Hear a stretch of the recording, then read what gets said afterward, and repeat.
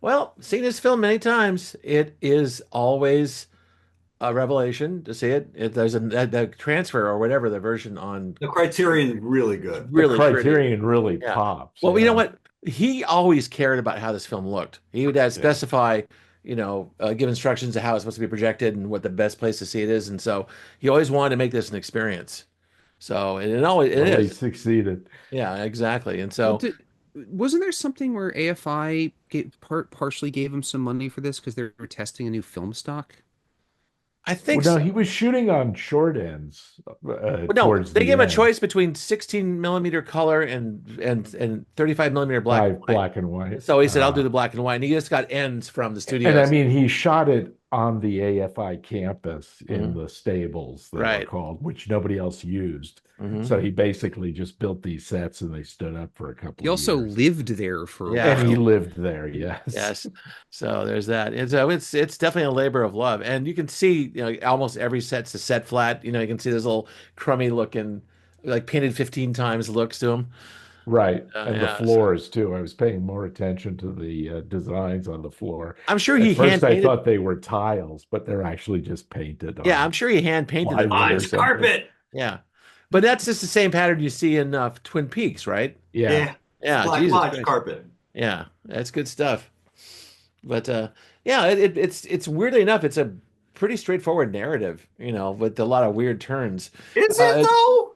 Well, it's a guy gets I a girl, have difficulty calling it a narrative. a guy gets a girl pregnant. They bring the kid home. His kid's got problems. They have marital problems. She leaves. He starts screwing the girl across the hallway, and then the world comes to an end. It's just Yeah. it's the most obvious. It's the most common story ever. It All right. is a Yeah. pretty common story, yes. It's just done in black and white and Lynch. Yeah. But man, again, this is just him like exploring textures, the surface of like that dome and going in there and just following things and animation and things like that. It was just he wanted kind of you feel kind of sick the entire film because So are all they those look the separating. little animated Yeah, the creature little worm guy. Yeah. is that like the popping of a zit, or is it like No, it's related to sperm. sperm? Yeah. It's sperm. Because the other ones definitely look like sperm. The You mean ones this? that You are mean you mean this guy? being stepped on. Yeah. Yes. Yeah. Yeah. Yeah. And the ones on the stage, which was fun. Yeah. And what I about do, her cheeks? Is she a chipmunk? Yeah, well, the makeup is only so-so. I think it's like a lot of paper mache, Eh, and like they did their best. But yeah, but still, I it. don't know what that's supposed to be. Maybe What she do you has think the she? mump. What do you Maybe think she's she's the supposed to mumps. represent? I don't. yeah, mumps or Yeah, something. Yeah. the girl in the radiator. This I've read at I least think they're interpretation. his desires. I think it's supposed to be death. You think Yeah, it's I thought the guy with the no, the he's guy God. That's He the controls SpaceX everything. husband. Yeah, that's Jack That's Fisk. Yeah, Jack Fisk, yeah. is that Jack Fisk? Not Yeah. looking very well, but yeah, the guy did a production. He who was the I production think is designer for still this. working. He is. Yeah, Which, by the way, that's just a Tool video. yeah, more or less. Or This whole, sorry, like this whole video. Like the this Tool whole video is just Eraserhead. Yeah, right. It's just a quick eraser head. Although Adam Jones had more money for claymation. Well, Yeah. Although when I first saw this in a theater at the Sash Mill, is that where you saw this? yeah, that's where I saw this. I was convinced. Looked behind you. I was convinced it was a shot somewhere in the Midwest, or like Chicago, or like Nope. Detroit, or something like that. Someplace that was a crumbling Rust Belt area. What Then I would found give out you later that on it was impression? what? What would No, give well, the you whole that yeah, impression? the bleakness was perfect, and then I realized later on it was all shot in L.A. Like, all right, It's I all give up. LA. Yeah, Yeah. there's a big scene of all the fucking oil derricks. Really? Like, Is there really? yeah. Oh. There's your standard LA fucking pump jacks. seesaw This is oil The derricks. pump, We were here a yeah. week ago watching To Live and Die in LA, basically. That's true. Okay, it probably is Right, the same in Yeah, color. territory. To Live and Die in LA is happening right over there. It's Yeah, just it's just Like, right it's in right there, outside the bright frame. colors. Also, Right, it looks instead like of Nazis outside the frame, it's To Live and Die in LA. actually, it looks like the part where they Yeah. ended White Heat too. Oh, sorry, dear. Mhm. Yeah, yeah. So, got the door closed on him. Oh well. Yeah, yeah. But yeah. So again, no new revelations seeing it again. It's just the familiar kind of things. Again, it's also a very funny film. I think. It is. He does have a sense of humor. Yeah. I'll give him that. Yeah, like it's I mean, just I this also watched entire a scene. making of where during this period he was going through a period he wore two ties and sometimes three ties at a wow. time. Lynch, and it was just like, what's this There's about? only, And it's is that like, well, looks I like two feel ties. It might be two. I can't Uh-huh. tell. it might This be. shot might only be one tie. Well, just being a kid from the 70s wearing a tie, that's bad enough. I mean, Yeah, I mean, there's a he's lot going on obviously a there. little, Uh-huh. Yeah, this was and engaging those too. little chickens, Those man-made. Raise your fist. But you know that's again that's a very odd scene. There was a bit where he was trying to leave the apartment when the baby was sick and start crying, had to come back in Hmm. again. That played like the rule of three really well, you This know. Yeah, that he Yeah, turns portal. around and it's covered in boils. You know, boils, and he in goes, "Oh, this you scene, are it's like you go sick." back and forth between like, oh, the poor little guy's sick, and oh my God, that's disgusting. What's going on Yeah, here? I mean, it looks like a skinned calf. Well, the rumor is it is either infant or a very young sheep head. Yeah, Yeah, I that think has it's a sheep rubber. skull. They put like rubber in Yeah, it. that's rubber That's because just rubber. you have to get the puppeteer hand in there Yeah, right. and wiggle it around. they use the skull at the The base. real question is what's the rest of it?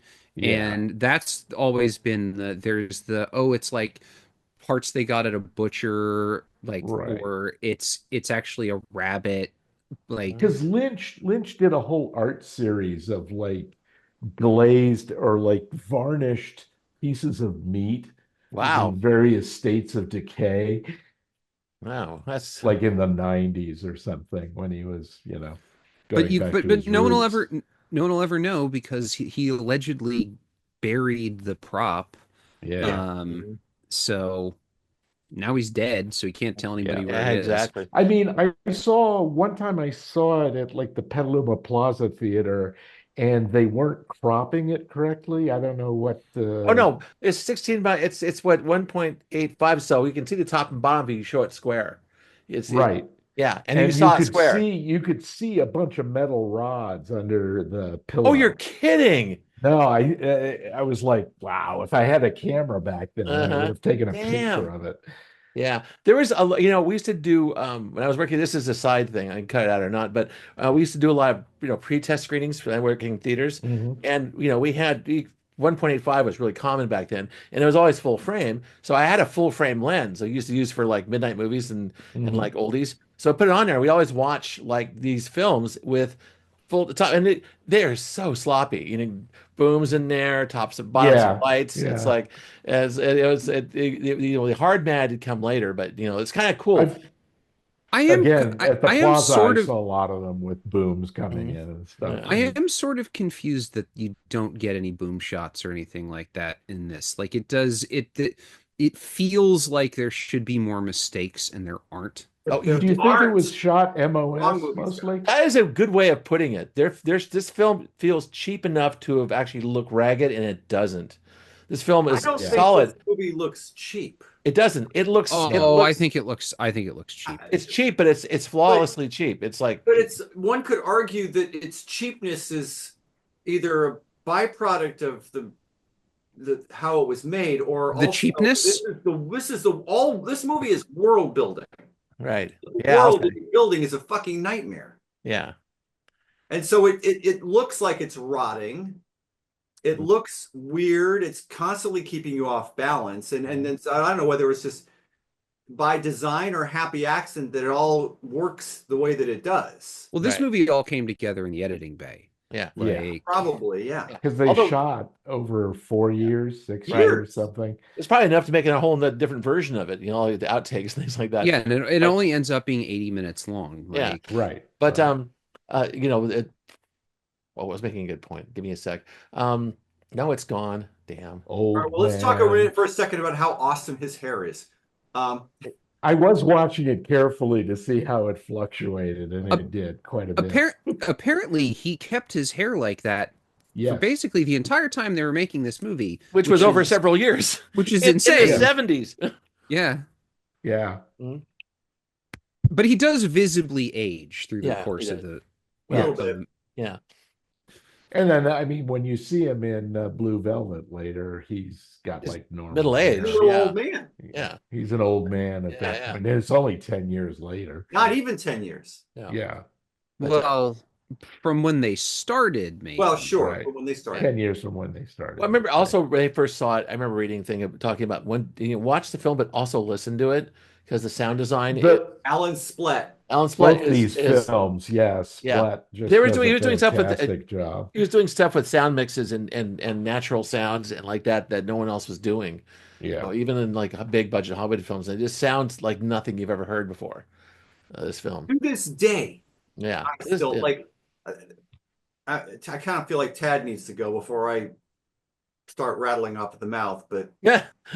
I mean, what do you want me to say? Like, so this is the first time I have ever sat down and watched this movie from beginning to end. Whoa. whoa, Like, I've seen I have seen all of it in pieces over the years in various different ways, probably two or three times, to be honest, Mhm. in different pieces in different places. And uh, so it's my biggest problem with Lynch is no one ever told him no.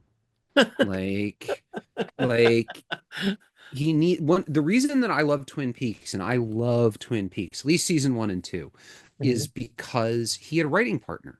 So Yeah. he had somebody sitting there being like, dial it back, man. Mhm. Like, we're trying to make something No, Twin Peaks is like, vaguely I love your ideas, but you know what? We're doing a series, so you have to actually right. do It has to be consistent vaguely storylines. coherent. Like, this Yeah. is going out on ABC. Hmm. Like, and I, I just feel like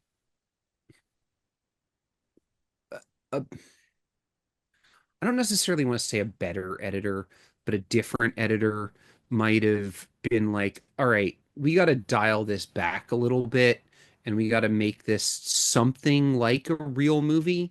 Yeah. Um, because it just overall it felt hokey to me. Like, and it's all, and that's one of the reasons I've never sought it out to actually sit down and watch it all the way through Mhm. is because everything that I've seen from it over the years, I'm just like, yeah, I get it. I Mhm. get what you're going for, and I I, don't I care. always I always paired this film. This is kind of addressing what you're talking about with 2001 because they're both kind of very personal, avant-garde, almost wordless stories I that are like very 2001 more than I like yeah. this. Well, I think it's but the 2001 is coming from the top down. It's huge Hmm. budget, super slick, not a hair out of place.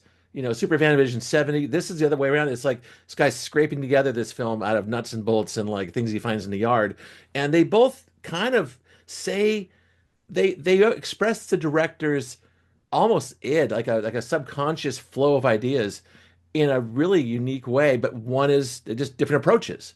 It's I think it's hard to do a very low budget, you know, avant-garde film because you know, even though you have no restraints on yourself, the restraint that what you're talking about, having no restraints means you can go from having a meaningful film where you can discuss afterwards, what did this mean? What did this mean? What this to being this incoherent crap. You know, Right. like I've seen a lot of incoherent crap for low And I budget. think this meanders back and Yeah. forth across that line. Mm. And like the times where it's well done, like Hmm. the I think a lot of the scene where he opens the door and she's standing there with the other guy, I Hmm. think that's great. Right. Like that's really Also the lineup of the keyholes. That was right. fun, wasn't it? I never seen I, that in a film before. That was kind of unique. I think that's like Lynch at his best is Hmm. when he does stuff like that where he just makes you intensely uncomfortable in what is a very normal situation.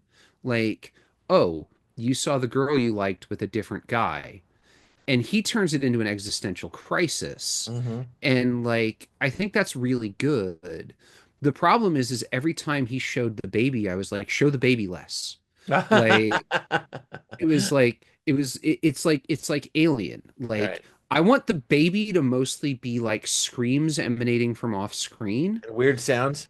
Right. Yeah. And like every time you show it, it gets less impactful. Hmm. And then it's like, oh, I cut it open and it doesn't have any skin or whatever. It's like I by that point I didn't care. Yeah. Like it was Well, just like Oh, you're gonna show me something weird and gross again. But you know what's Um, weird about the baby is the baby acts like a baby at the beginning. It's just it gets fed and it makes little cooing sounds and gets sick like that. But at the end, when he's trying to seduce a neighbor across the hall and the baby Laughing. starts like laughing at him, it's like what the fuck is happening? It's like this that I thought was one of the big better. There's a couple departures, one going into the radiator, one the Eraserhead thing coming out, like the whole Hmm. thing. But the baby's changing His from dream. a baby to basically someone who's mocking him and like challenging him to kill him is like I thought was interesting. And it's like, have you ever been at a party and you end up sitting next to the wrong person at a party and you've both had a couple of drinks and they start talking to you and they start telling you about some like Crypto. mushroom trip they did in the woods like 8 years ago. Mhm. This is what this movie feels like to me. It feels like somebody describing their dream, and it's like, I don't care about your dream, man. Like, that didn't happen to me. So I don't really, it doesn't really like, that's just some shit that your brain put together because the chemicals were acting weird. Like, that's what this movie feels like to me. It feels hokey in the wrong ways sometimes. And then other times I just sort of got kind of bored with it. And I actually was talking to one of my coworkers about this. He's a huge Lynch fan. Mhm. And I said, I think about this movie a lot like I think about like when I went and saw a Mapplethorpe exhibit. It's like you walk by and you see the Virgin Mary submerged in piss, and it's like, yeah, cool. You submerged the Virgin Mary in piss. Anyway, I'm gonna go to the cafe. Mhm. Like this kind of thing just doesn't work on me. All right. So yeah, okay. That's it's what's that? I forgot what that art movement was called with it. Richard Serra's The Piss Christ. But yeah, it's I don't know. That's when I started getting disengaged with modern art, to be honest with you. But this I think is different. And Chris, you've held back long enough. Well, I just want to say one more other thing, Uh-huh. which is I think that Lynch is a overrated filmmaker and an underrated influence. I think that I think that for me, at least, I'm more interested in the movies and other art that is made by people who were strongly influenced by this Mhm. than I am in a lot of the stuff that he made himself. No, I'm not gonna argue that either because like a film like Lost Highway, I mean it's pretty good. You watch it I and like watched it last night. I know, but a lot of fun stuff happens in it. It's not the greatest film in the world, I would call you that see lesser pieces of Lynch. it everywhere afterwards. And it's like same with all of his movies. And it's like being influential is sometimes better than actually having the accomplishment yourself in some ways. Okay, Chris, give it to us. Well, I mean, all of you guys, fuck. No, all right. So we were funny. We were having that conversation last week over the chat about like where was the first time you saw a thing. I actually don't remember where it was I saw this. I don't remember whether it was a midnight movie or VHS or it was just sometime in the 80s. But I'd been reading about it for years because I get all those movie Cinefantastic would have the stuff about it. It would start to show up in things. I mean, the Dead Kennedys, it gets name checked in Too Drunk to Fuck by the Dead Kennedys. And then you finally see it and you're like, what the fuck am I looking at? And I mean, I've probably seen this movie a couple of dozen times. I did actually, I don't think I ever actually owned a copy of it though until that big box that you put a picture up. Like when he actually Oh, bought it the big, back, I'll put that up later on. Yeah, that's he bought the it two. back and he put that out there. And then I watched it a lot. Uh-huh. And of course I've got the Criterion now, but I mean, I've read all kinds of think pieces on what this means and what that means, and you could, yeah, sure, I guess at its surface level, this is some kind of an allegory about relationships or being a parent when you don't really want to be. But I'm perfectly comfortable just thinking I'm watching someone else have a nightmare Yeah. because what's fascinating to me about this movie is I can't. I mean, it's almost like this was the first American surrealist movie that I can remember seeing. I mean, it's like the equivalent of like Un Chien Andalou by Dolly, right? No, Like Buñuel and Dolly. Buñuel Buñuel, and Buñuel, Dolly. Buñuel. Uh-huh. Where it's like I've never fucking seen anything like this before. What is, Yeah. You this never saw Maya Deren's Meshes of the Afternoon? I don't think I have, unless What you. was Okay. that? What was that movie? What was that movie that was set in Kansas City or in Kansas that we watched? Days of Heaven? It's the one where the clip from that episode is Jared going, David Lynch copped this guy's entire style. I don't I don't remember. In any remember. event, I think that what Lynch does that I find fascinating is, those weird pauses that he will put between line deliveries that are seem to be there to make you feel uncomfortable. Like everything about this movie makes you feel uncomfortable on purpose. Yeah, visually or Yeah, auditorially or and narratively. because you're trying, like the main character behind me seems to be going through life in a state of extreme uncomfortability, Hey, and he's on vacation. Leave him alone. right, and Lynch is trying to put you right there with him. But I mean, I've seen this movie dozens of times, and I'm still watching it, just marveling at, like, behind me when the particles Right. behind him, like there are moments of extreme beauty in the filmmaking here that are mashed together with, the weird looking chickens and the baby. The I Cronenberg love this stuff, proto movie. Cronenberg stuff. I love this movie unconditionally, and I'm a big, like, it's great. Yes, there's plenty of things that are obviously influenced by this, but this guy did it first. Yeah. Well, Like, in the way he and no did. one could watch this and imagine all the movies that he did that came after it. Right. I give Like, you that. that was for me, like the big, like, because I've watched probably half his filmography in the last week and a half. Yeah. And it all goes back to this fucking movie. Right. This was the seed.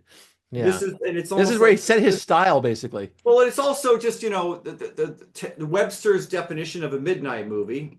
Now, I was going to stop there for just a sec because this is part of a block of 70s movies that are midnight movies. Harold and Maude, Dawn and of the Dead, John, yeah, all that Rocky stuff Horror. that all came out, and I just it's part of the whole thing. So I have a warm feeling about that because it is actually it's like I remember seeing this in '77, a couple of months after Star Wars came out at the Sash Mill, and going, films are getting interesting. I mean, this is fun stuff. And I had seen Jodorowsky's The Holy Mountain before this.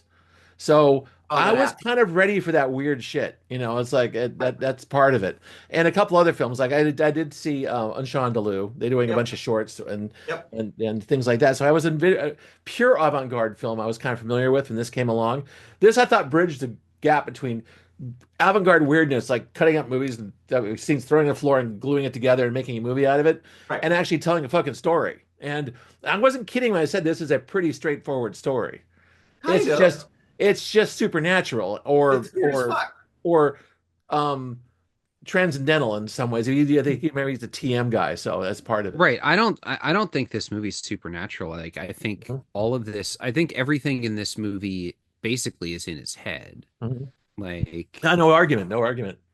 I don't know. There's a weird clip floating around that I was going to send to you, Scott, because it's Mhm. basically old video of people walking out of this movie at midnight in the 70s, Mhm. and almost to a person, every one of them's like, "What the fuck was that?" Mhm. And I love that because, I mean, and again, at the time that this came, I mean, how many experiences could you go into a movie theater and walk out of it going, "What the fuck was that?" Yeah. I've never seen, Hey, like every fourth or every fifth person's like, "Well, that was really interesting." I'll raise a glass to that because it's rare to come out of a film and saying, "What the fuck was that?" Because everything's so fed to you now.